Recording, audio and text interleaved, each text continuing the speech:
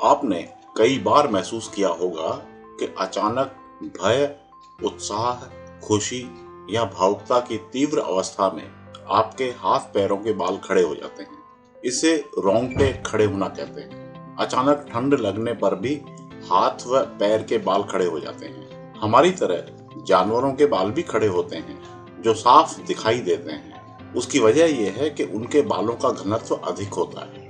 आपने अचानक संकट आने पर बिल्ली के पूरे शरीर के बाल खड़े होते देखे होंगे। सवाल ये उठता है कि आखिर ऐसा होता क्यों है? वस्तुतः रोंगटे खड़े होने का सीधा संबंध हमारे स्नायु तंत्र से है। जब भी हम किसी घटना की वजह से अति संवेदित होते हैं तो उसका सीधा असर स्नायु तंत्र पर पड़ता है। अर्थात जो व्यक्ति जितना संवेदनशील होगा उसका स्नायु तंत्र भी उतना ही सक्रिय होगा। अचानक किसी कारण से भयभीत होने, संगीत के सुर गहरे तक छू जाने, यकायक खुशी मिलने, किसी वजह से अचानक उत्साहित होने पर रोंगटे खड़े हो जाते हैं। यानी कि संवेदना की अतिरेक अवस्था में स्नायु तंत्र प्रभावित होता है और त्वचा की निचली सतह में हलचल होती है। विज्ञान की भाषा में समझें तो स्नायु तंत्र सक्रिय होने पर त्वचा के नीचे हेयर फॉलिकल्स पर असर पड़ता है और उनमें संकुचन होता है। ऐसा होते ही बाल खड़े हो जाते हैं। इसको पाइलोरेक्शन कहा जाता है। जरा और गहरे से समझने की कोशिश करते हैं। यकायक खतरा या भय महसूस होता है तो हमारा स्नायु तंत्र उससे निपटने के लिए तैयार हो जाता है। इस दौरान दिल की धड़कन बढ़ जाती है, पसीना आता है और रोंगटे खड़े हो जाते हैं। भीतर का मौलिक मानव जाग जाता है।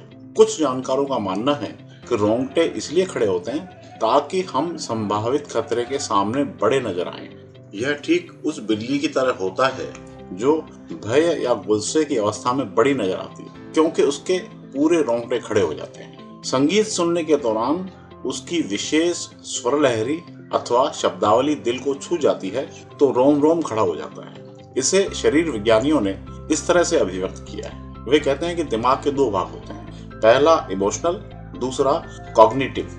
इमोशनल भाग अपेक्षाकृत अधिक तेजी से प्रतिक्रिया देता है। वो किसी संगीत को शोर समझता है और रोंगटे खड़े कर सकता है, जबकि कॉग्निटिव भाग संगीत में मौजूद ध्वनि और संगीत को समझकर हमें अच्छा महसूस कराता है।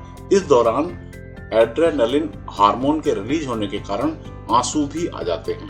अचानक ठंड लगने पर रोंगटे खड़े होने के बारे में बताया गया है कि इसका मूल उद्देश्य शरीर को गर्म रखने में मदद करना होता है। जब आपको ठंड लगती है तो रोम छिद्रों के आसपास की मांसपेशियों में संकुचन होता है और रोम खड़े हो जाते हैं। स्नायु तंत्र के सक्रिय होते ही ठंड से मुकाबले के लिए गर्माहट पैदा हो जाती है।